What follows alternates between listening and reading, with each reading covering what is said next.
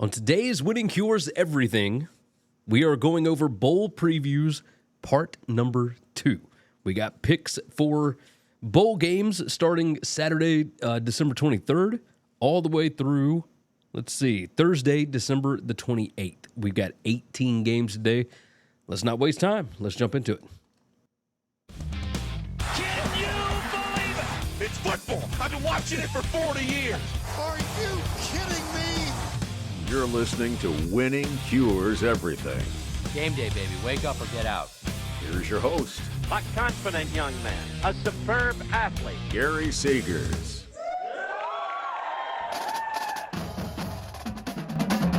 Welcome in to Winning Cures Everything. It is the Thursday, December 21st edition of the show. Bowl previews or picks or whatever. Bowl picks. College football bowl picks. Part 2. We got 18 games to discuss today. I am your host, Gary Seegers. Of course, you can follow me on Instagram and TikTok at GaryWCE. I am also on Twitter at Winning Cures. Again, hopefully everybody's having a wonderful day thus far, a wonderful Christmas or holiday break, whatever it is that you are doing. Let me tell you first, check out the BetUS College Football Show. There's a link in the description for all the different bowl previews and the official plays that we have given out over there. Would highly, highly recommend that. If you want to support this show, you can do that. You can be a member here on YouTube, or you can go over to buymeacoffee.com/winningcures. If you want to know what my plays are, go to Telegram, t.me/GaryWCE. I will have all those posted up over there. So, hopefully, again, you're all doing well. We don't want to waste too much time. So, hey, let's go on and dive into it. We're going to start with the Camellia Bowl. And this one's Arkansas State and Northern Illinois. It's down in Montgomery. Northern Illinois is a 3-point dog right now with a total of 53.5 on this. It's Saturday, December 23rd, 11 a.m. Central Time on ESPN. Of course, that is God's time zone. So let's go on and pull up the numbers here. And that's the wrong one. Let's look at this. There we go. All right, so full season numbers, I would have Northern Illinois favored by 4.30. The power rating has Northern Illinois minus 5.358. So full season numbers do tend to lean Northern Illinois. A lot of love for Arkansas State for some reason right now. But you start looking through these, neither team great on offense or defense. Northern Illinois really good at running the ball. Arkansas State not great at stopping it when you look at the full season numbers. As far as defense is concerned, Arkansas State got a little bit better throwing the football throughout the season, number 82 PPA per pass, but that is the strength of the Northern Illinois defense. Now, this is the full season numbers. Let's look at the most recent numbers, and I will pull up the full screen for that. On this, you can see Arkansas State is favored by 0.42 points based on the last 6 weeks of the season. Strength of schedule certainly leans Arkansas State.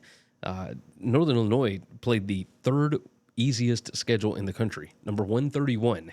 Arkansas State, number 83. Now, a lot of that has to do with the fact that they played Oklahoma to start the season. Northern Illinois, their P5 out of conference was Boston College. So, big difference there, obviously. But also playing in the MAC compared to playing in the Sun Belt. Sun Belt teams have been awful thus far in bowl games. So let's not kid ourselves. And MAC teams have certainly shown up in a big way. So that's definitely good, I think you could say. Sun Belt teams, by the way, are 0-3 against the spread and straight up in their games. So that's not a good thing. Not a good thing. No, that's not true. They're 1-2. I believe App State beat Miami of Ohio. But regardless, here we are again. We got a MAC team against the Sun Belt team. And over the last 6 weeks, you look at what Northern Illinois has been doing, running the ball nearly 60% of the time, and they're number 6 in the country in PPA per rush. Arkansas State has gotten okay at stopping that, but the rushing explosiveness, that's going to be a big one. Is Arkansas State going to be able to slow them down? Northern Illinois is number 12 in rushing explosiveness on offense. Arkansas State, number 101. That's not good. I mean, their defense, not able to slow them down whatsoever.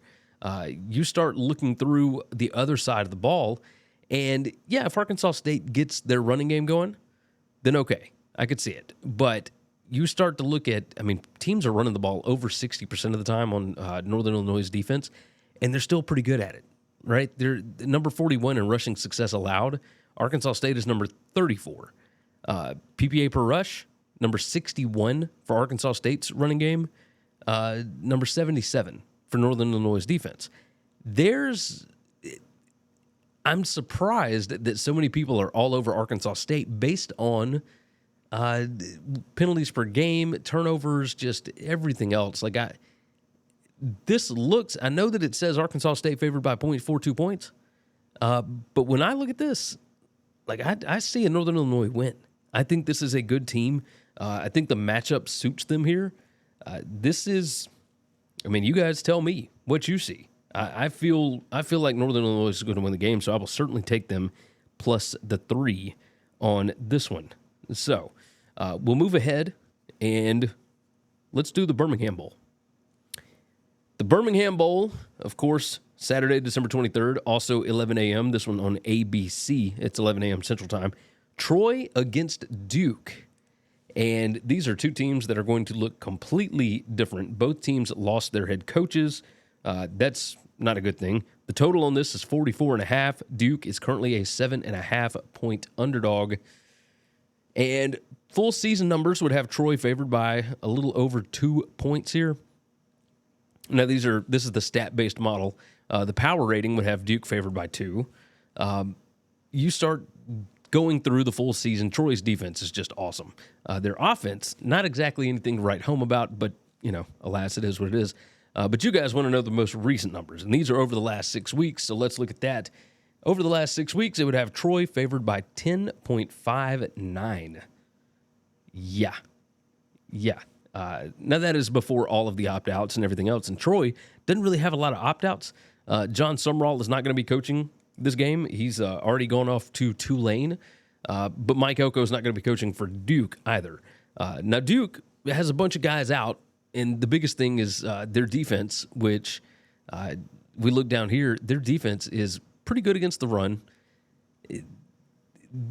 So Troy is not exactly they're not, what's the word I'm looking for? Consistent running the ball, but they are relatively explosive, right? Number 51 in rushing explosiveness, even though they're number 81 in PPA per rush, 79 in rushing success rate.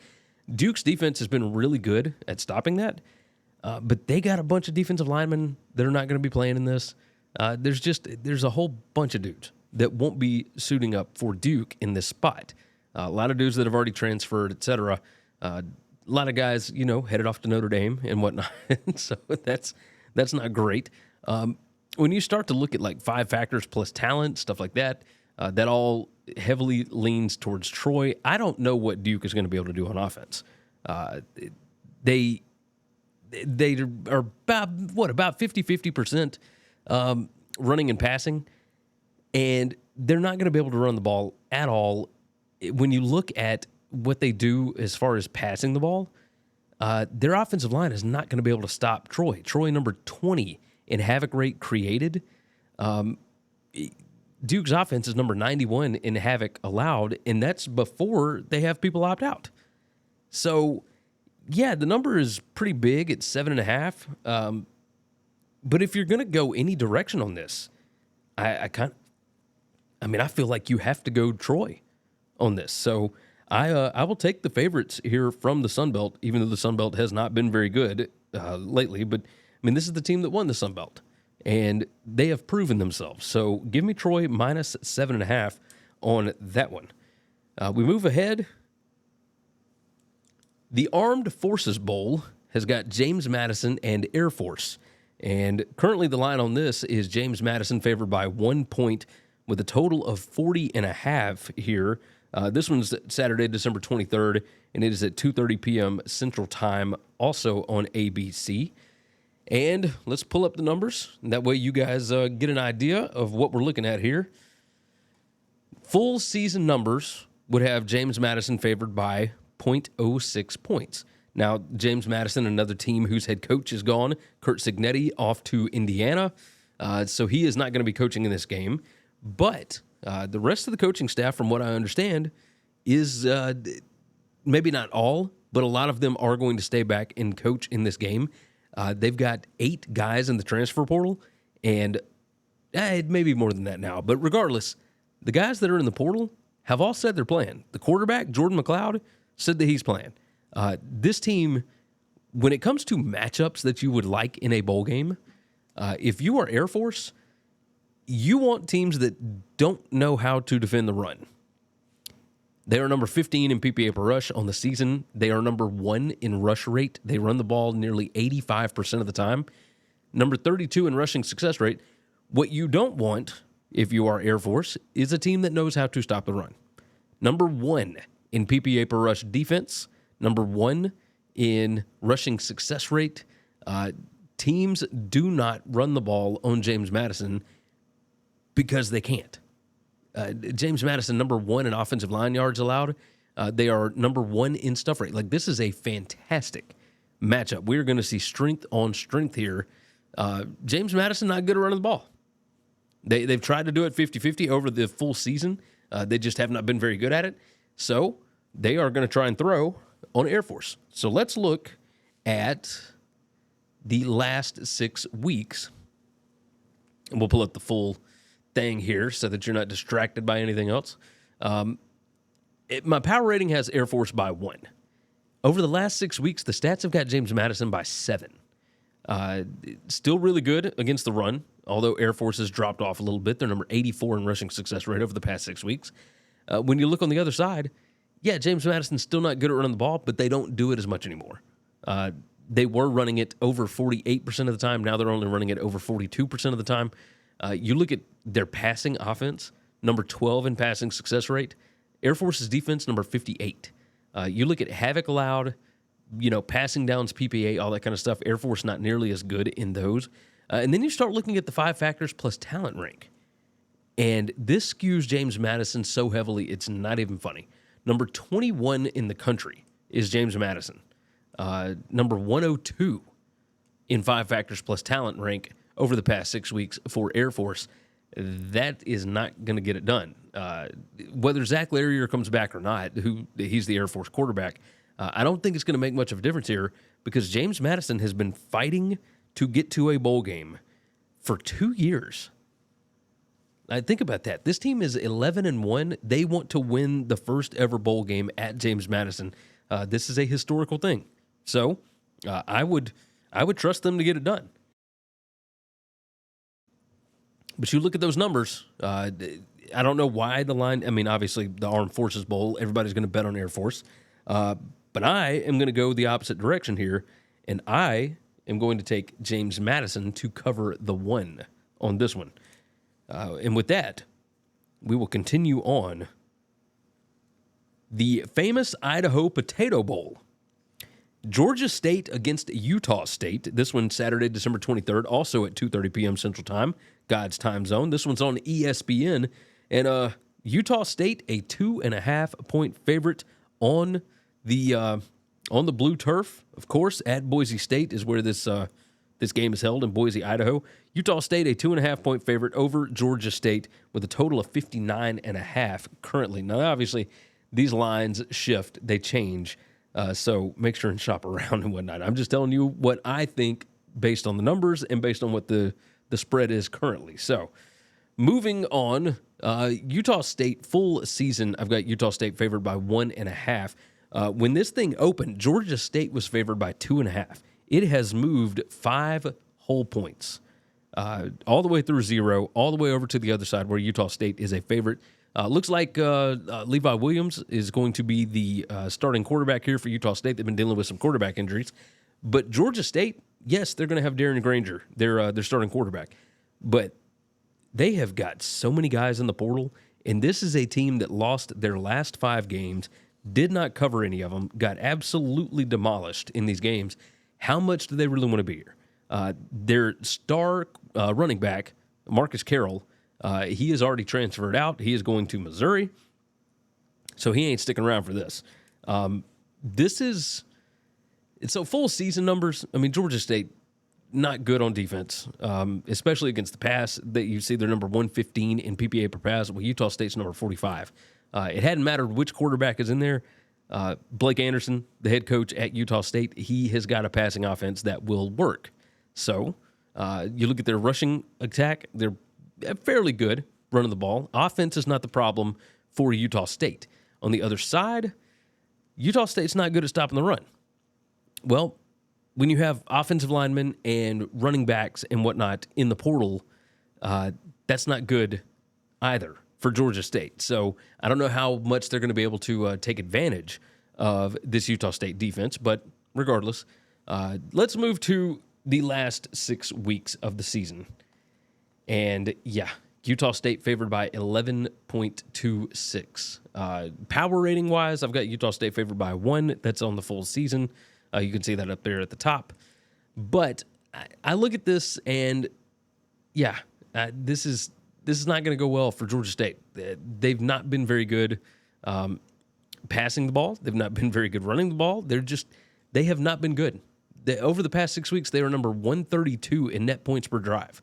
Now, Utah State isn't great. They're number 80, but that is significantly better than what Georgia State's been doing. I mean, this is just a disaster, what Georgia State has turned into, and I don't know how interested those guys are going to be in playing this game.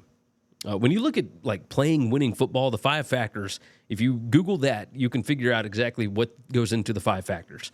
But the 5 factors plus talent rank, these are 2 teams over the past 6 weeks of the season, or the last 6 weeks of the season, that did not do great things, right? Georgia State was number 124 in that metric. Utah State was number 115. How these 2 teams got to 6 wins is kind of amazing, if you want to be completely honest. Points per game margin over the past 6 weeks, look, Georgia State was number 133. I mean, it's points per play margin, number 133. Net points per drive, number 132. PPA margin, that's predicted points added margin, number 132. Utah State, I think, is going to be able to take advantage of a team that, I mean, if you are Georgia State and you are based in Atlanta and it is right before Christmas, are you really wanting to go all the way up to Boise, Idaho to play against the Utah State Aggies? And I think that's the whole handicap here. I know the spread is 2.5. I will lay it. I will lay it all day. Utah State minus 2.5. I just don't think that Georgia State is going to want to be there, especially with all the guys that they've got out. So, but again, this bowl season has been absolutely wild. So we'll just see what happens. We will see what happens. Next one up, the 68 Ventures Bowl. South Alabama hosting Eastern Michigan. That's right. This one is in Hancock Whitney Stadium in Mobile. It's South Alabama's home stadium, so they could play home game for a bowl game, I guess. South Alabama is favored by 17 in this one right now. The total is 46.5. It's December 23rd, 6 p.m. Central Time on ESPN, and this number has gotten absolutely crazy. But I understand it, right? Eastern Michigan's starting quarterback is out. They got a bunch of other dudes in the portal and whatnot. It's just it's a mess. It's a mess for Eastern Michigan. But South Alabama, their star running back is out. Their top wide receiver is out. They got a couple other guys in the portal. Their starting quarterback, Carter Bradley, looks like he is probably not going to play due to an injury. So the top 3 pieces of your offense for South Alabama are going to be out, and yet they are still favored by 17. If you just look at the numbers, which I meant to do that earlier, full season, I would have South Alabama favored by 11.85. I would have South Alabama by 13.5 as far as the power rating. And, yeah, toss on like 2 more points, I guess, for the stats to bake in home field, I guess you could say. But, like, how do we get to 17? Like, I understand Eastern Michigan's got some dudes out, but South Alabama's got some dudes out too. And it's not like South Alabama is the most consistent team in the country. South Alabama is number 91 in giveaways per game. Eastern Michigan, number 48 in takeaways per game. Now, this is full season stats. This South Alabama defense is significantly better than the Eastern Michigan offense, right? Looking at efficiency numbers, number 99 PPA margin for Eastern Michigan on the season, South Alabama number 34. But as this season went on, remember this South Alabama team is 6-6. They are not a good football team overall.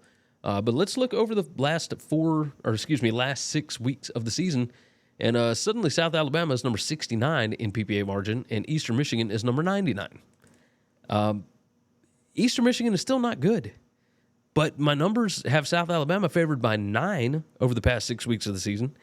And it makes no sense, right? Like the matchup style works perfectly in favor of South Alabama, because what they do best on offense is throw the ball.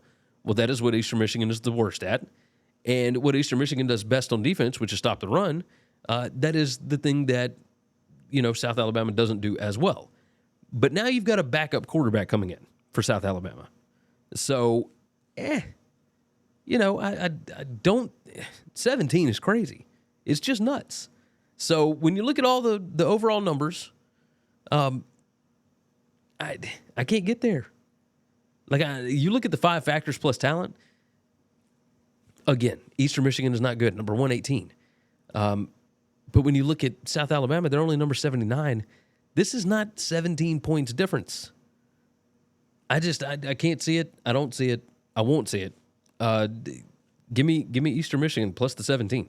It doesn't make a whole lot of sense.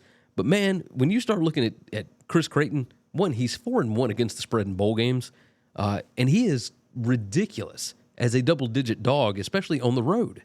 So Eastern Michigan is the play for me, especially now that it's at 17. I don't know if I would take anything under 17. Like if this thing's around 16, come game time, I'd probably stay away from it.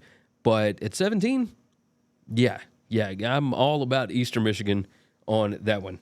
If you've not already, go ahead, like the video, subscribe to the channel, all that kind of stuff, and jump in the comments. I'm curious to hear what you guys have to say about today's games. All right, we changed out the scenery, but let's continue on with our picks for bowl season. We moved to game number 6, and it is the Las Vegas Bowl.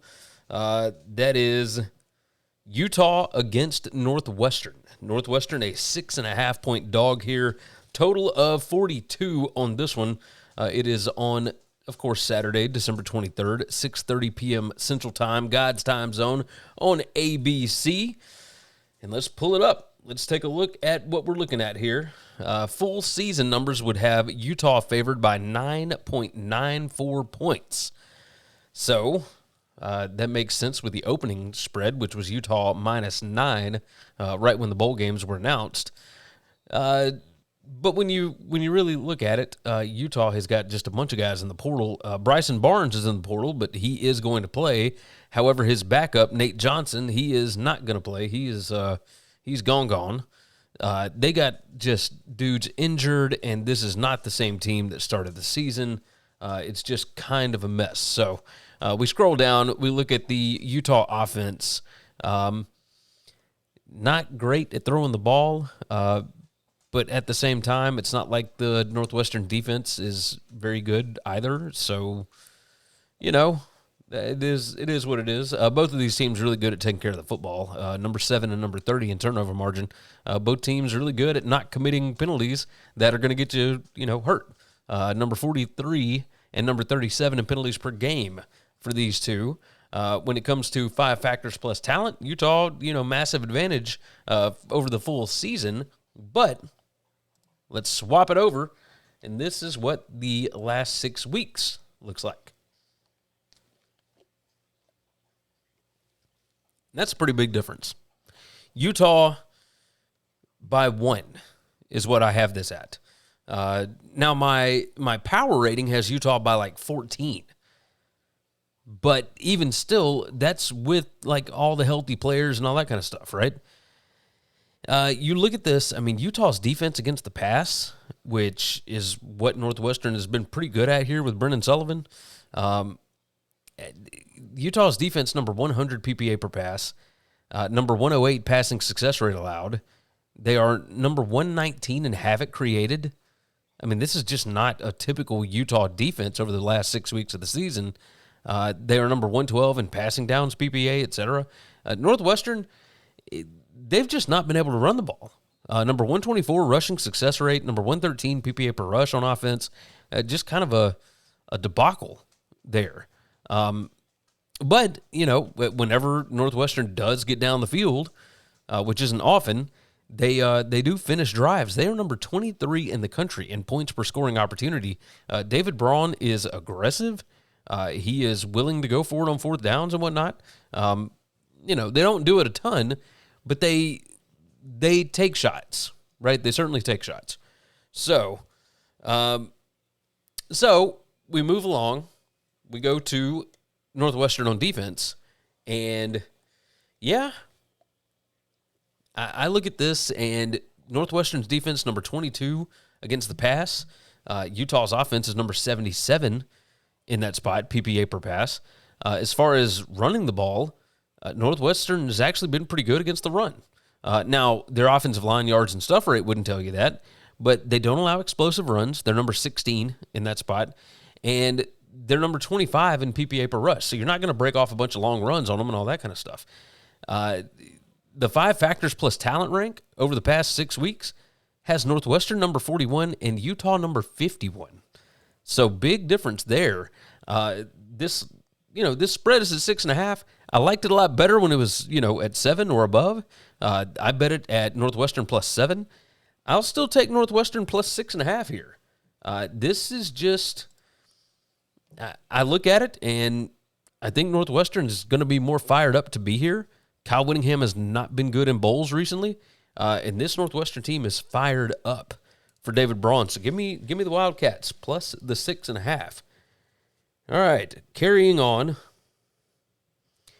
The Hawaii Bowl, Coastal Carolina against San Jose State, and the Spartans are a 10.5-point favorite here. Total of 52 on this one. This one also on December 23rd, 9:30 p.m. on ESPN. And let's go on and pull up the numbers here. And full season numbers, I would have San Jose State favored by 0.38 points. That ain't a lot. I mean, it's just not, right? But, however, San Jose State has been on a run. Let's go on and pull this back up this way. So, Coastal Carolina's offense has actually been pretty good passing the ball over the full season. They've not been very good running the ball, but they do run a scheme that I think can have success against San Jose State. San Jose State, number 127 PPA per rush allowed. That ain't good. So if Coastal was ever going to have success running the ball, it would be in this spot. Now, Coastal does have a bunch of dudes in the portal, but the quarterback, Ethan Vasco, has the second most quarterback snaps on the team. He's the quote-unquote third-string guy, but he's been good when he's actually been in. Let's take a look over the last 6 weeks. And over the last 6 weeks, it would have San Jose State favored by 7.86. But if you look at we'll pull up the full thing. If you look at the defense, the best thing that San Jose State does is throws the ball. Chevin Cordero does a really good job. However, Coastal's defense has been awesome against the pass. They are number 8 in PPA per pass allowed. San Jose State is number 2 in that metric. Now, San Jose State does not do a lot of throwing. Around 40% or so of the time are they throwing the ball. They do like to run it, and Coastal Carolina's defense cannot stop the run. So that is certainly an issue. They are number 129 in rushing success rate allowed. San Jose State's offense is number 54 in rushing success rate. But Coastal does not allow explosive runs, so that's certainly a good thing. If they can, at any point, slow down San Jose State, then they'll be fine on passing downs because their secondary is really, really good. Whenever Coastal has the ball, they're pretty good throwing the ball, but at the same time, San Jose State, really good against the pass as well. They're number 3 in PPA per pass, number 3 in passing success rate allowed. Yes, San Jose State, they can stop a passing attack. They are not good against the run, though. Still not. Number 102 PPA per rush. Number 76 in rushing success rate allowed. They are number 102 in rushing explosiveness. So Coastal could have some success, maybe running the ball, getting some explosive plays there. San Jose State, number 122 in stuff rate. Number 105 in offensive line yards allowed. I mean, just not great stuff. 5 factors plus talent rank. That all points towards San Jose State, like all this kind of stuff. The question here is, of course, motivation, I think. So, and the question in that is, San Jose State was, making a charge towards the Mountain West Conference title game, and they didn't make it. And now they're going to the Hawaii Bowl. They've already played in Hawaii this year. Coastal, we can question whether or not they want to be there, but I guess you could do the same thing about San Jose State. This team has just been on an absolute tear lately. My power rating would have Coastal actually favored in this game. But again, that's using full season, right? So just roster and all that kind of mess. I'm going to take Coastal plus the 10.5. I just don't think San Jose State blows these guys out. I think San Jose State has not been good in bowl games. Brent Brennan 0-2 straight up and against the spread. I am going to take Coastal Carolina plus the 10.5 here. They have bitten me so many times, but I'm going right back to the well with them. So it is what it is. The Quick Lane Bowl.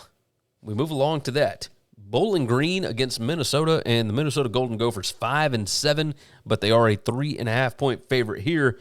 Total is 39.5. This one's on Tuesday, December 26th, day after Christmas, at 1 p.m. Central Time on ESPN. And let's take a look. Let's take a look at it. Minnesota is a 3.5-point favorite. My full season numbers would have Minnesota favored by 1.54. Which is pretty nuts. Now, a lot of that has to do with the team talent and all that kind of stuff, right? Because you can look, PPA margin on the season, Minnesota is number 124. That's predicted points added margin. They're number 118 on offense per drive. They're number 97 on defense. Bowling Green, number 58 PPA margin, number 81 on offense, number 37 on defense.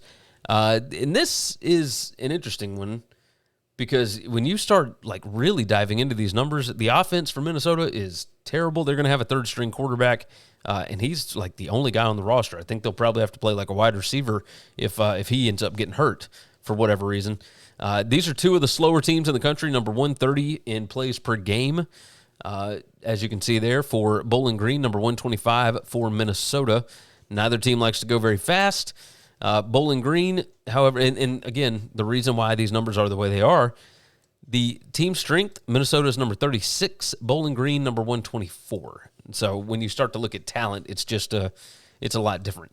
Over the last 6 weeks, I've got Minnesota favored by 7.68. PPA margin, again, looks off. Minnesota number 118, Bowling Green number 20. Does Minnesota really want to be here? I mean, maybe. 3.5 is kind of a crazy number. It's come down. It was 5.5 when I made the sheets when this thing was first announced. I look at this. The Bowling Green defense looks good against the pass. But they're not very good against the run, and that is what Minnesota is going to want to do. Now, they've been running it nearly 55% of the time, but you start diving into, standard downs, PPA, and all that kind of mess, and Bowling Green should be able to get Minnesota behind the chains at least a little bit. You look on Bowling Green's offense, they're going to have some dudes out on defense, by the way. So these numbers not going to be quite the same for really either of these teams.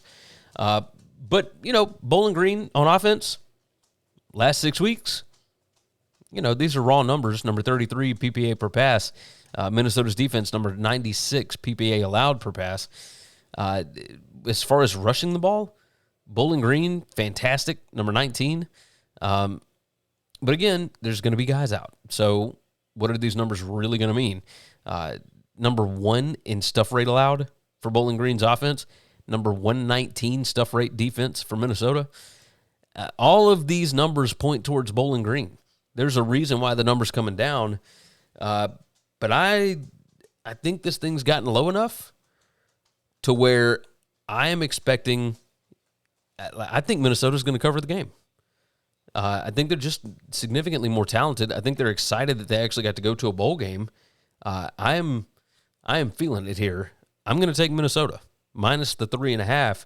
I could see, and this could be super tight, but I'm seeing like a 21-17 kind of game, and 21-17 gets me a cover.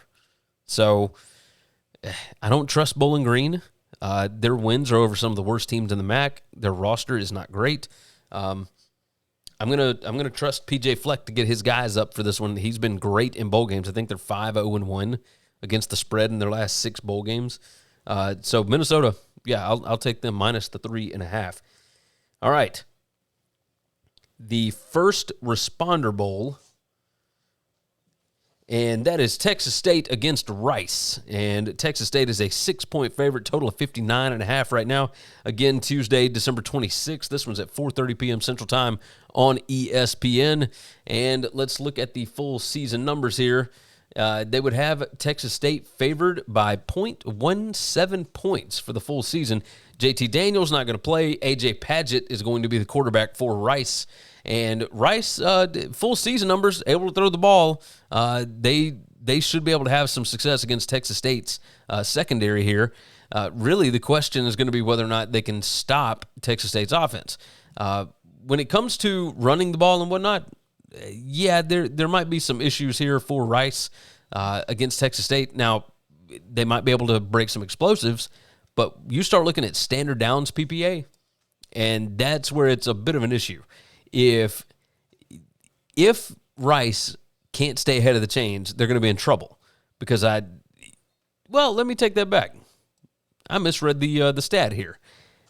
Rice, even if they don't stay ahead of the chains, they should be able to have some success, I would think, depending on how well A.J. Padgett can throw the ball, which we haven't seen a ton, but we've seen, he's been fairly successful. Texas State on passing downs, number 124 PPA, number 126 passing down success, number 123 interceptions per game. Like, they don't make turnovers here.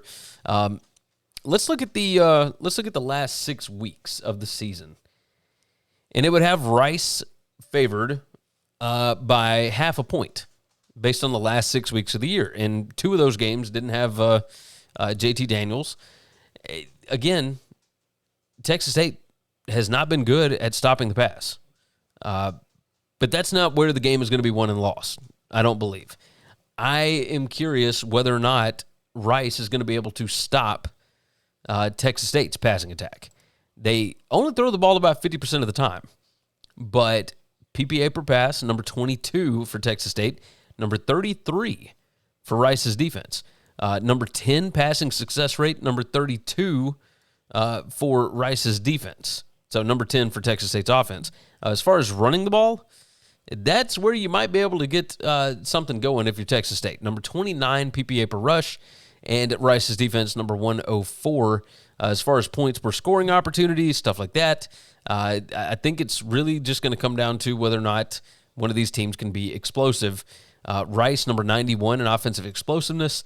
Texas State, number 131 in defensive explosiveness allowed. So which one of those teams is going to step up there? Texas State's offense is number 28 in offensive explosiveness. Rice's defense, number 52 in defensive explosiveness allowed. Going to be interesting to see what happens here. I think that this game is going to be a little bit tighter. People feel like the motivation is on Texas State. It's their first ever bowl game, etc. Well, Rice did make a bowl game last year, but they were 5-7. They got in because of the ARP or AR, whatever it is, right? They got in because of that, and they didn't look good. They just got absolutely destroyed by Southern Miss. I would expect them to come out looking a little bit better this go round. So, yeah, I'm going to take Rice. I think the number has gotten a little out of whack. It was down to 4, and then all of a sudden it bumped back up to 6. I like the Rice Owls plus the 6 on this one. Let's do the Guaranteed Rate Bowl. The Guaranteed Rate Bowl has Kansas and UNLV, and Kansas is a 12.5-point favorite in this one right now, total of 64.5. 12-26, so December 26th, 8 p.m. Central Time, God's time zone on ESPN. And let's look at the full season numbers. Kansas favored by 7.32. My power rating, which you see up there at the top, has, let's see, it's UNLV plus 10. So Kansas as a 10-point favorite per the power rating. But, I mean, this is not quite half, or a little more than half of what the spread is right now, 12.5. UNLV, I'm a little terrified of this, right? UNLV has 2 safeties that are going to be out for this game, one transferring, one injured. Kansas, they just scheme it up to where safeties just look foolish. And if you got a third-string guy back there or a backup of any sort, it ain't good. I mean, I can't even go further than that. It ain't good. Looking at the numbers, of course, this Kansas defense, especially against the run, is atrocious on the full season. Number 102 PPA allowed per rush, number 101 rushing success rate allowed.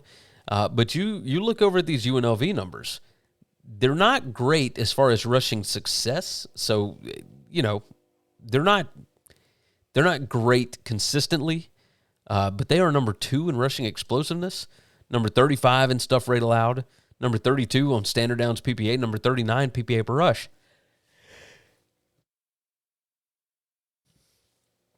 I am still dealing with the side effects of COVID, so you guys will have to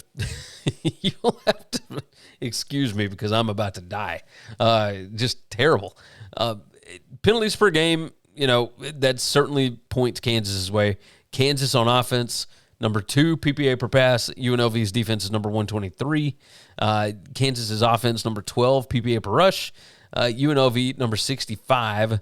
But this is full season. Let's look over the last 6 weeks here, and we'll pull up the full sheet so you guys can see it. And you look at this, and, Kansas still not great against the run, but they have gotten better at not allowing explosive runs, so that's good. Number 23 in rushing explosiveness allowed. UNLV, number 22 still, so they might be able to find some ways to break some. The Kansas defense has gotten better. I mean, they are, over the past 6 weeks, number 36 in defensive PPA per drive. So that is significantly better. UNLV's defense, still putrid, still bad. How much is Andy Kotelnicki worth? That's the offensive coordinator that left for Penn State, so he won't be here calling this game. If UNLV can get into the red zone, they're going to be able to score a lot because, good gracious, Kansas number 133 in defensive red zone conversion percentage. As far as points per scoring opportunity, Kansas is actually pretty good, number 49, but they allow 5.8 scoring opportunities per game. So that's number 88. It ain't good. As far as, third down attempts per game, third down conversion percentage, like all that kind of stuff, that leans towards UNLV as well.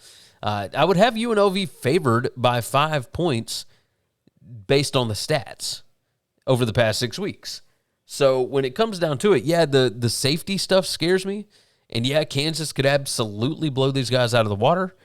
But I feel like way too many people are on Kansas here. I'm going to roll with UNLV. I'm going to take another dog here, plus the 12.5. I feel better about UNLV than I do Kansas. UNLV still going to have all their parts. Barry Odom's still there. Brennan Marion, that go-go offense against that Kansas defense, I think they're going to have some fun. I expect this to get pointsy. I would look for an over. I mean, 64.5 is where the total is right now. I think this thing could get real pointsy. All right, let me tell you right quick.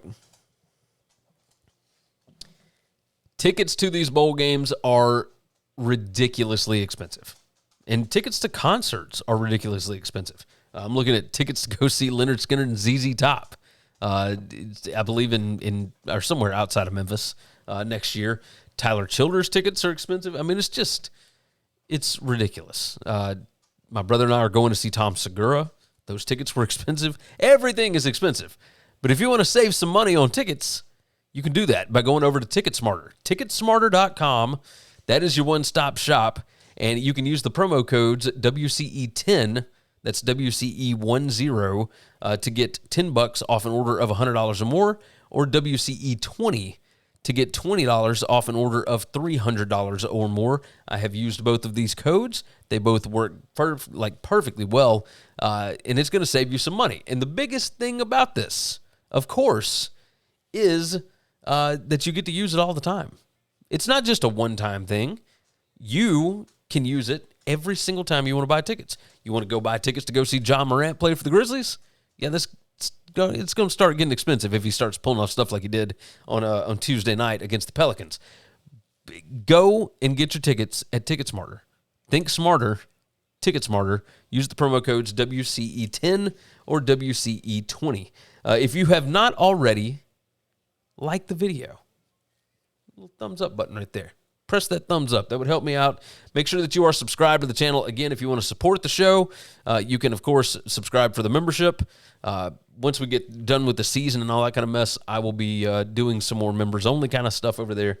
So sign up on the YouTube page. I think it's like $2.95 a month or whatever it is. Or if you just want to do like a one-time thing, you can always support over at buymeacoffee.com/winningcures. That would help out as well. Or you can buy shirts. You see the thing on the screen, or go to ticket. Support the sponsors. Whatever. All right. We got more games that we need to hit. 8 more games. I'm going to try and go a little bit faster on these. And again, I'm a little early on these because I'm having to record on Wednesday night. I got to get this stuff knocked out. Right. Next week's going to be crazy with Christmas and all that kind of stuff. It's going to be mayhem. So let's go on and do it. Let's move to write down the times. The Military Bowl, Virginia Tech and Tulane. Virginia Tech, a 10.5-point favorite. A 10-point favorite right now. Total is 45 on this. It's Wednesday, December 27th, 1 p.m. Central Time. Of course, God's time zone on ESPN. And we'll pull it up on the screen. Here's the deal. There are so many dudes out for Tulane. Willie Fritz has already gone to Houston. A lot of the coaching staff is sticking behind to coach the bowl game. But, man, a lot of their defensive front seven is sitting out for this one. They are transferring or they are sitting out for the NFL draft. It looks like Michael Pratt, the quarterback, is not going to play. We don't know if Kai Horton, the backup, is going to play or not. He's a pretty good backup, but he is in the transfer portal. So we don't know exactly what's going to happen here. We'll see, I suppose. But my full season stats would have Tulane favored by 1.74. My power rating has Tulane favored by about 5.5 points. But none of that matters because of all the guys that are going to be out for Tulane. Virginia Tech, this is a program that has momentum right now, and their quarterback, Kyron Jones, he is awesome. You look at these full season numbers, Virginia Tech, number 26 in PPA margin, Tulane, number 49, which is kind of surprising, right? I don't really know what to make of it.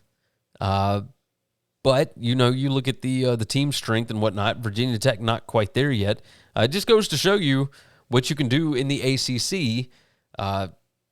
Virginia Tech, their team strength is not great. Their roster is not great. It's not even as good as Tulane's, and yet it is what it is. Number 26 PPA margin. They're number 41 offensive PPA per drive, number 34 defensive PPA per drive. Tulane's offense was not good this year. I mean, and you can see it for yourself. Number 66 PPA per pass, number 93 PPA per rush.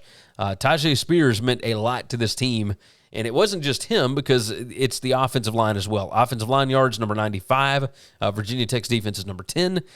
Stuff rate, Virginia Tech, number 16. Stuff rate allowed, Tulane is number 88. So they haven't been able to get anything going. But when you look on defense, Tulane's defense has been legit. You want to talk about maybe the hire of the offseason was Willie Fritz taking Shiel Wood from Troy. And, I mean, number 25 PPA per pass, number 28 PPA per rush allowed. Really, really good stuff from that Tulane defense. But let's move over. Let's take a look at the last 6 weeks. I would have Tulane favored by 5.42 if both rosters were completely what they should be.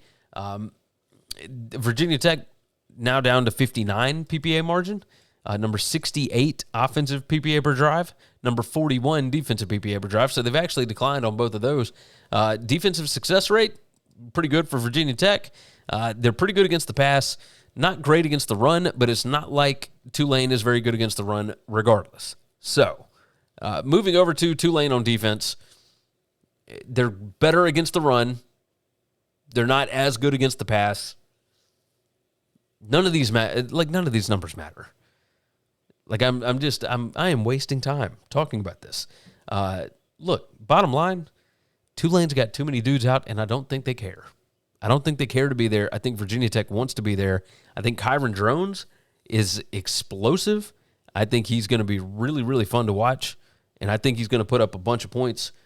I'm going to take Virginia Tech minus the 10. That's where the number is right now. I wouldn't go over probably 12 and a half would be my cutoff for that. I like Virginia Tech a lot here. So give me Virginia Tech minus the 10 on that one. Moving along, we move to the Mayo Bowl. North Carolina against West Virginia, and West Virginia a 6.5-point favorite, total of 54.5. This one, December 27th, it's a Wednesday, of course, 4:30 p.m. Central Time on ESPN. It's a weird one. North Carolina always finds themselves in these weird spots, right? Because they never make a big enough bowl game that it really matters, but they've always got dudes sitting out for the NFL. They always have NFL dudes, and they've always got guys sitting out, and yet they find themselves in these games that end up being a lot of fun, right? So last year, had several dudes out. They still had Drake May, so they still made it a game against Oregon. Just a wild bunch. Full season, full rosters, I would have North Carolina favored by over 10 points here, almost 11 points. When this line first came out, West Virginia was favored by 3.5. That had already baked in some of the potential opt-outs for North Carolina. Tez Walker's not playing. Drake May's not playing. But you know who is playing? Amarian Hampton, 1,400 rushing yards. You see right here what North Carolina has been doing on offense. Number 8 in PPA per rush. West Virginia's defense, full season, number 75. Number 11 rushing success rate for North Carolina's offense. Number 75 for West Virginia's defense. I don't think they're going to be able to throw on them, but I think they are going to be able to run on them, and you see the difference in standard downs PPA, which, nope, you don't see it on the screen. There you go. Number 10 in standard downs PPA. Number 65 for West Virginia's defense. All right, so let's pull up the last 6 weeks. Over the last 6 weeks, I would have North Carolina by a little more than 7.5 points. It is what it is. Power rating would have North Carolina by over 11. I mean, just crazy stuff. But this North Carolina defense, terrible against the pass. West Virginia, I think, probably going to have some dudes out. We'll see. But they are just killers at running the ball. Number 4, PPA per rush against North Carolina's defense, number 87. But at the same time, again, North Carolina's offense, number 3 in PPA per rush, and West Virginia's defense, number 92. That is, I mean, they are going to be able to move the football on West Virginia. Over the past 6 weeks, the 5 factors plus talent rank, number 31 for North Carolina, number 27 for West Virginia. West Virginia, it feels like, has had to get up emotionally for so many games. North Carolina has looked like complete garbage for the last month of the season. I expect North Carolina to make a game out of this. So 6.5 feels like it is probably too many points to me. I'm going to take North Carolina plus the 6.5. I feel pretty good about it, I think. Hey, they could win the game outright. Both of these teams are terrible when it comes to winning bowl games. I think West Virginia is 0-8 straight up. No, 2-6 straight up, 0-8 against the spread in their past 8 bowl games. That just neither one of these teams very good in bowl games. But Mac Brown, I'll take him here. Why not? The Holiday Bowl, which is December 27th as well. Louisville against USC. USC a 7.5-point underdog in San Diego. Total of 58 on this is 7 p.m. on Fox, one of the few non-ESPN games. And let's take a look, shall we? Full season numbers would have Louisville favored by 10.83 points. That is how bad USC has been this year. And you can see it right there. PPA margin, number 98. For Louisville, it's number 22. They hadn't been as good on offense, number 61 PPA per drive on offense. But the defense, number 7 in the country in PPA allowed per drive. That is just wild. USC,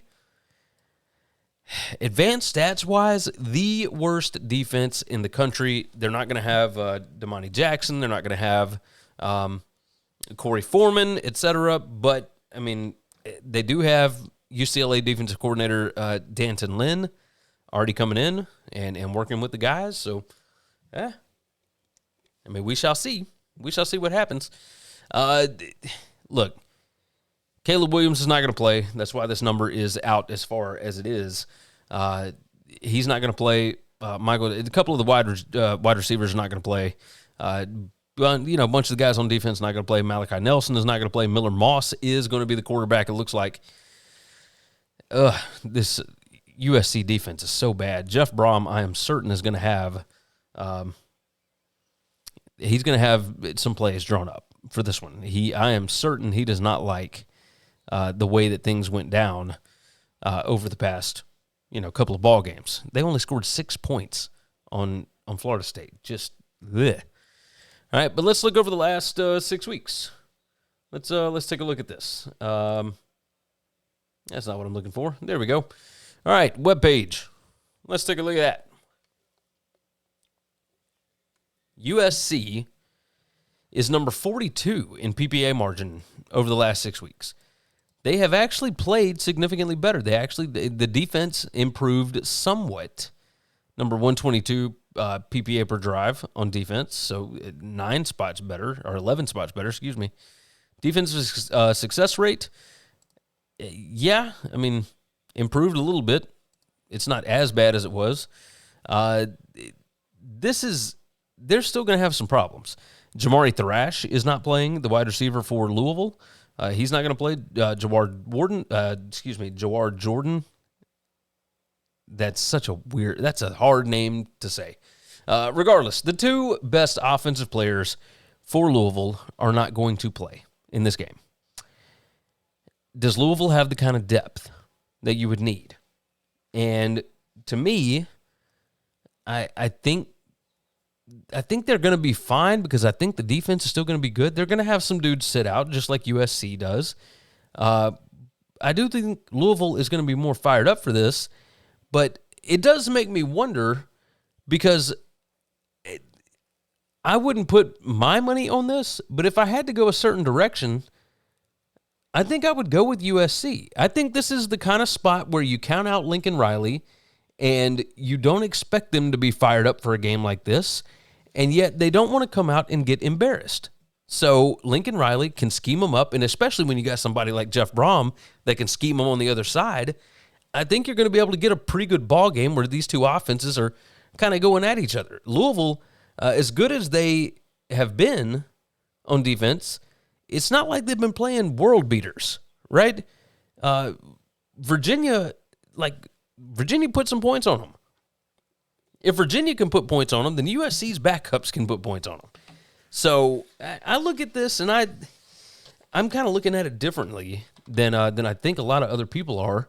If I had to go a certain direction here, yeah, I'm going to take USC. USC plus the 7.5. Now, if this thing gets to 7, I would stay off of it. If it gets to 6.5, I'd probably stay away from that as well. I might even lean Louisville if it got to 6.5. But at 7.5, more than a touchdown, this thing's in San Diego. You still got Lincoln Riley. I know things didn't go well this year, but I think he's still got some dudes. So I will take USC plus the 7.5 on that one. Moving on. The Texas Bowl. Texas A&M, or whatever's left of them, taking on Oklahoma State, the Fighting Mike Gundys, of course. And Texas A&M is a 2-point favorite, total of 53 on this one. This one is on, that's the late cap on ESPN on December 27th on that Wednesday night. So 8 p.m. Central Time, of course, you guys know by now, God's time zone. There you go. And 2-point favorite is all Texas A&M is. That's it. But boy, when you look at these numbers, power rating wise, I would have Texas A&M favored with a full roster by nearly 16. Stats wise for the full season, I would have A&M by 17.63. You see the PPA margin difference. That's predicted points added margin. Oklahoma State number 103, Texas A&M number 20. Now this is full season. So it does include, which you see the 5 factors plus talent rank. Yeah, you don't see that. Let me pull up the full page here. 5 factors plus talent, Texas A&M number 7, Oklahoma State number 33. I mean, that's pretty far apart. A&M significantly better than their record this year. I mean, just way better than what their record was. And that was Jimbo's problem. He just couldn't get the wins when he needed to, but that team was still really good. Super talented team. You see the team strength, Oklahoma State number 62, Texas A&M number 19. Strength of schedule was fairly similar, but regardless. All right, so that's the full season. Over the last 6 weeks, yeah, still Texas A&M by more than 17 points. I mean, just absurd. PPA margin for Oklahoma State over the past 6 weeks, and you guys saw it, they just got obliterated by Texas. When they had 2 of those guys on defense go out for that Texas game, they could not match up at all in the secondary. I like the Henderson kid for Texas A&M, third-string quarterback. Here's the problem, though. You look at this Texas A&M defense, which is number 23 in PPA allowed per rush, number 29 rushing success rate allowed. They're number 16 in offensive line yards allowed, number 5 in stuff rate. Oklahoma State, they have got Ollie Gordon, and they have got most of their offensive linemen healthy and all this. I think they're going to be able to run here on A&M because when you got guys like LT Overton and Walter Nolan, and so, I mean, they just got a whole handful of dudes from that front 7 that are not playing in this game. I don't know how excited this team is going to be. Their interim coach that's going to coach in the game, Elijah Robinson, he's already working for Syracuse. He's already recruiting. He's already doing, pulling guys out of the portal for Syracuse. So what is his motivation in this game? And if he didn't have a motivation for this game, then I don't know that the rest of the players are going to have motivation for this game. A&M won this game in 2019, I think it was, over Oklahoma State, 24-21. Look, the offense isn't great. Oklahoma State's defense, certainly not great. But when you start looking at who these guys have lost, that's where it becomes an issue. You see the PPA margin, number 115 for Oklahoma State. But when you look over the last 6 weeks at their 5 factors plus talent rank, they're number 30. So they're still playing winning football. You look at average field position, you look at penalties and turnovers and havoc rate and all that kind of stuff, and Oklahoma State is not terrible. I trust Mike Gundy as an underdog. This is the kind of spot where he gets his troops rallied up. They always do well in bowl games. This this seems like the play to me. I'm going to take Oklahoma State, not only to cover the 2, I'll take them to win the game outright. But it's for show purposes. We'll go Oklahoma State +2 on this one. All right, continuing on. The Fenway Bowl, SMU and Boston College. That's right, Boston College gets to play a bowl game in Boston. SMU is an 11-point favorite, even without their starting quarterback. A total of 50 on this. It's Thursday, December 28th at 10 a.m. Central Time. Whew. So 11 a.m. Eastern. Early ball game. ESPN for this one. Let's go on and pull it up here. Excuse me there. Again, still dealing with the COVID. I'm testing negative, after a week. But, yeah, still got remnants of it. Just ridiculous. All right. That's not who we're looking for. That's what we're looking for. Full season numbers would have SMU favored by 18.2. Now, this does include having the starting quarterback, so that's part of it. The power rating, full season, full rosters, all that kind of mess, would have SMU favored by 15 in this spot. Predicted score here is around 33-15, something like that. Okay. Like, nothing crazy. You look at it, and the thing that BC does best on offense, turns out SMU is really good at stopping that on defense, right? BC, number 17 PPA per rush. SMU, number 16 PPA allowed per rush. So, there's things here. I look at it. Here's the biggest issue, right? Rhett Lashley going up against this defense for Boston College. Kevin Jennings is not a great thrower. He's not a dynamic passer or whatever, but if you've got a month to work with Rhett Lashley, I think Kevin Jennings is going to be just fine. Their offense has been number 11 PPA per pass, and they're only number 85 in pass rate, so they throw it less than 50% of the time. But that Boston College defense is number 133 PPA allowed per pass, number 127 passing success rate allowed, number 127 passing explosiveness. So Kevin Jennings is going to have some dudes open all the way in the back, right? They'll be able to get over the top of this defense pretty easily. Havoc rate allowed. SMU, like this is a future ACC matchup. SMU, from what I understand, wants to go out and kind of show off a little bit. So we'll see. And I mean, running the ball, SMU is going to be just fine. They're number 54 PPA per rush. Boston College number 78 in PPA allowed per rush. Like you look at the 5 factors, which we'll pull up the full page again. The 5 factors over the full season, 5 factors plus talent. Number 22, number 75. That's kind of a big deal.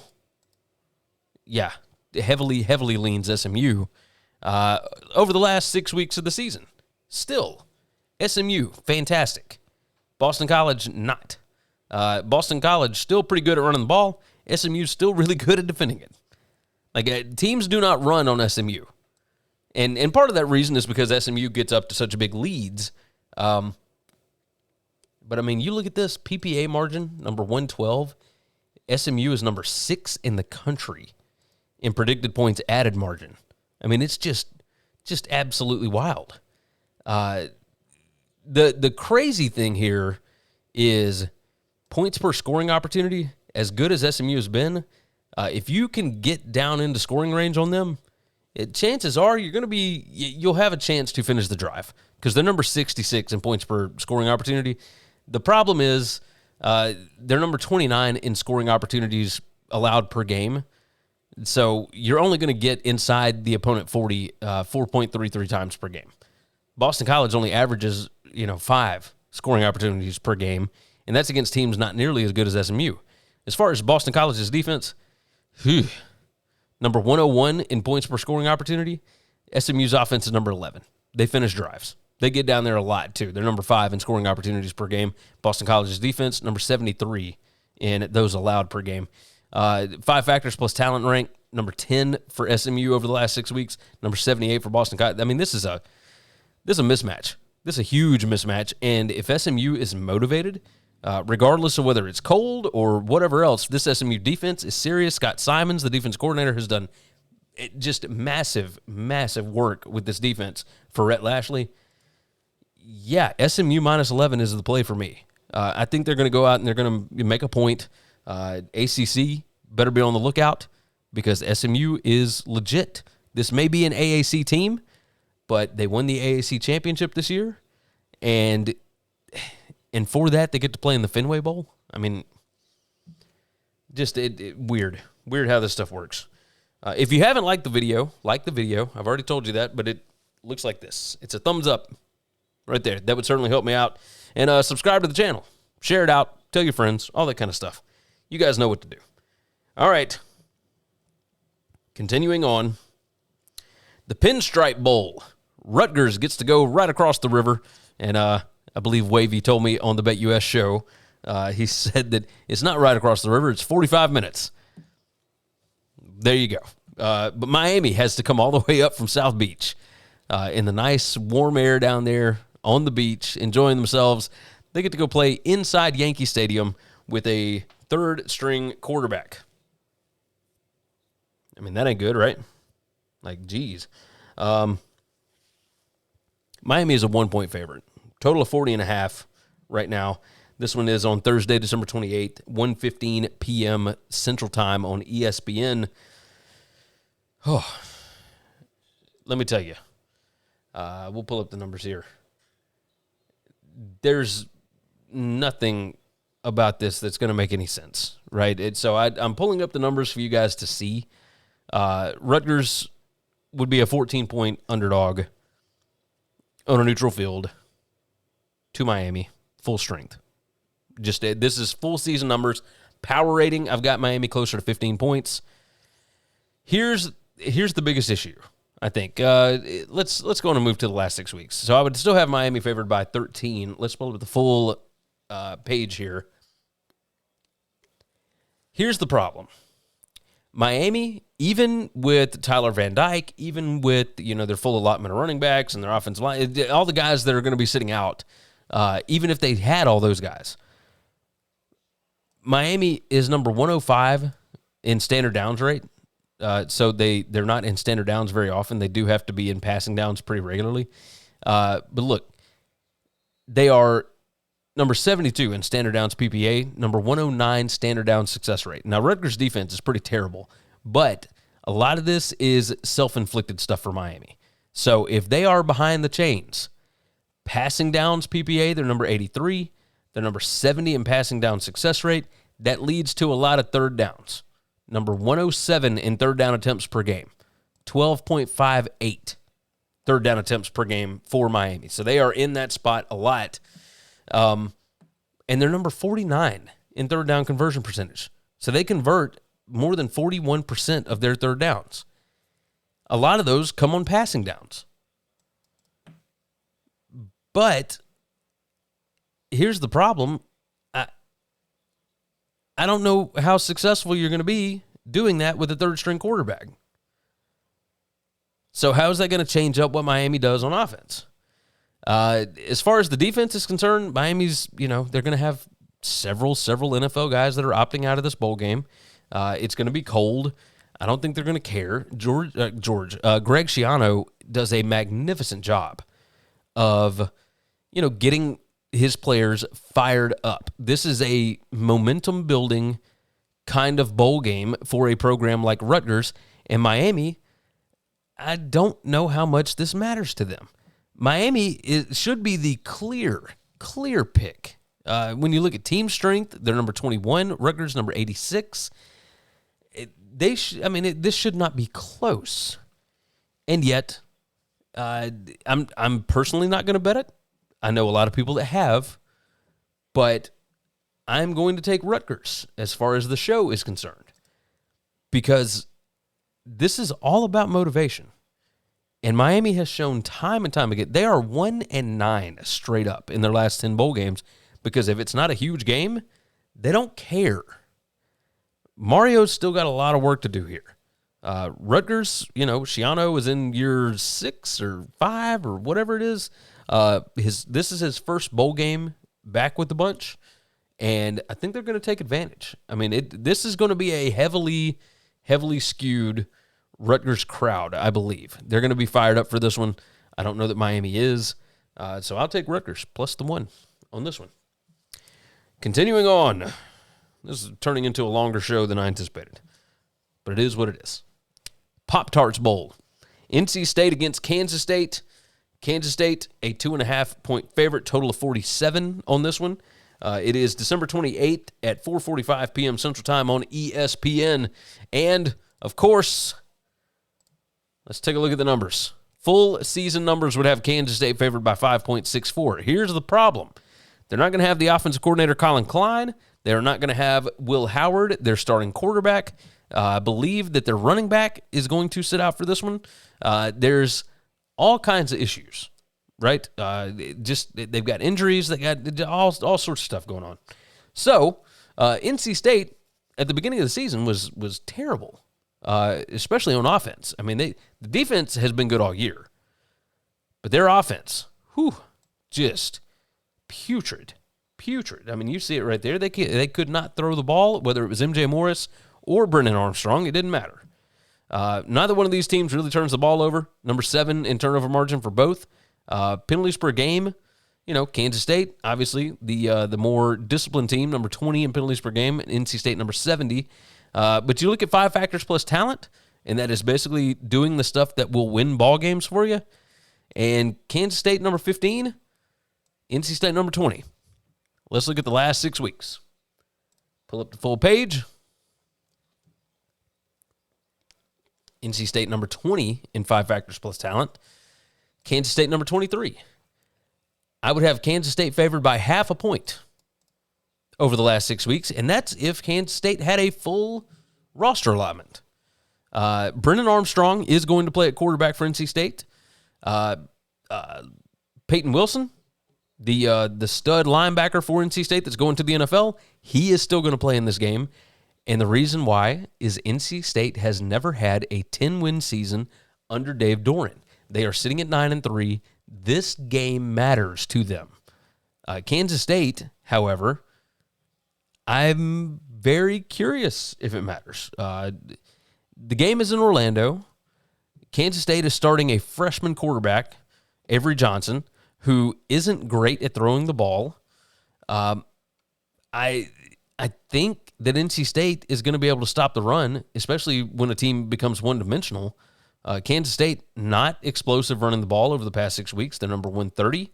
If they're not explosive, I expect NC State to be able to have some success stopping them. Standard down success, all that goes NC State's way. The NC State offense is still not good, right? But they have improved. They're number 67 PPA per drive on offense right now. Now, their success rate is not good, but they have found ways to be successful scoring points. So points per scoring opportunity, even though they don't get down there very much, whenever they do get into scoring range, they were number 18 in points per scoring opportunity. Kansas State's defense is number 30, but again, Kansas State's going to have more dudes out. I think the more motivated team, the better team, is going to be NC State here. I think this team's going to be significantly better. I'm going to take NC State plus the 2.5. I think the Wolfpack win the game. I like this better when it was 3.5. That's when I bet it. But unless something changes with opt-outs and whatever else, I think NC State is a significantly better football team. Not significantly better. Maybe this version of NC State will be significantly better than this version of Kansas State. So we'll see what happens with that. But I like NC State in this matchup. All right, last one we're going to cover today. The Alamo Bowl, Arizona against Oklahoma. Whew. Boy, what a ball game this is. Arizona is a 3-point favorite, total of 62.5. This one is on Thursday, December 28th, 8:15 p.m. Central Time on ESPN. Oh, boy. Let's take a look at the numbers. A lot of fun here. Full season would have Oklahoma favored by 13.67. Power rating has Oklahoma by almost 16 points, 15.91 points. whew, it's shocking, right? Now, a lot of this has to do with plays per game, PPA margin, all that kind of stuff. Oklahoma, number 8 in PPA margin for the year. Arizona, number 12. Plays per game. Oklahoma, number 5 in offensive plays per game. Arizona, number 70. Just a better overall team is Oklahoma. They were number 10 in 5 factors plus talent. You can't see that. There we go. Number 10 in 5 factors plus talent. Arizona is number 21. Now, that's for the full season. What you want to see is over the last 6 weeks. And over the last 6 weeks, I would still have Oklahoma favored, but then it's down to 6.84. So I'm sure you're asking, Gary, why is the line Arizona favored? Well, Arizona's been awesome, right? They've just been a covering machine. Arizona, number 7 in PPA margin over the last 6 weeks. Oklahoma's number 14. You look at the 5 factors rank. Oklahoma is still number 16 at doing the things that it takes to win football games. Arizona, number 19. They have improved. Arizona is favored here because Oklahoma is without their starting quarterback, Dylan Gabriel. He has already transferred to Oregon. And Oklahoma is going to have 3 starting offensive linemen out for this game, along with a slew of other guys. Now, the defense, I think, is still going to be pretty good. Danny Stussman's coming back. You got a bunch of dudes that I think are going to be interested in playing in this game. But the defense has not been great over the past 6 weeks. They're pretty good against the run, but Arizona runs the ball about 40% of the time. They throw the ball closer to 60% of the time. And, number 44 PPA per pass on defense for Oklahoma. Arizona is number 9. Noah Fafita is legit. He is the real deal. Arizona is going to have their left tackle out for this game. He's sitting out for the NFL draft. Potentially, they might have Jacob Cowing out for this game, but they still got other dudes at wide receiver. Like Jacob Cowing, you go and look at his numbers, it's not like he was Mr. Everything for them. He was really good, but he wasn't the only piece that they got. Points per scoring opportunity for Arizona is number 25. Scoring opportunities per game, number 7. Oklahoma's defense, number 118 in scoring opportunities allowed per game, number 71 in points per scoring opportunity allowed. There's a lot here. I think Arizona wants to be here more. Now, Oklahoma surprised me last year. They actually fought in their bowl game against Florida State. But this Arizona team is clicking. This is a momentum-shifting, program-defining kind of game for a team like Arizona, who is heading into the Big 12. I expect Arizona to be fired up for this one, and all the numbers show. Now, Kyle on the BetUS show did say, like, a team that covers so well against a team that doesn't cover all that well, typically you take the team that doesn't cover all that much against the team that has covered like crazy in bowl games. But this just feels different to me. So I'm going to take Arizona, minus the 3. And so that is the way that we will go on that one. All right.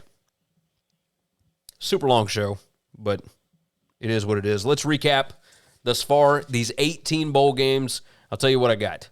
Northern Illinois plus 3, Troy minus 7.5, James Madison minus 1, Utah State minus 2.5, Eastern Michigan plus 17, Northwestern plus 6.5, Coastal plus 10.5, Minnesota minus 3.5, Rice plus 6, UNLV plus 12.5, Virginia Tech minus 10, North Carolina plus 6.5, USC plus 7.5, Oklahoma State plus 2, SMU minus 11, Rutgers plus 1, NC State plus 2.5, Arizona minus 3.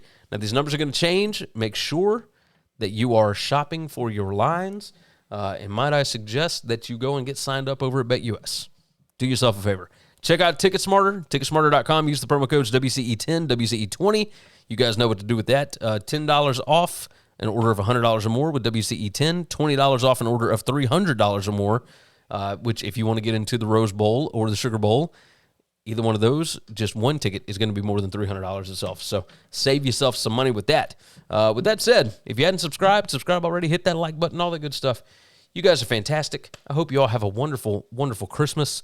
I'll be back again next week with more bowl games to discuss. I'm excited It's going to be a lot of fun. Can't wait to see how all these things turn out.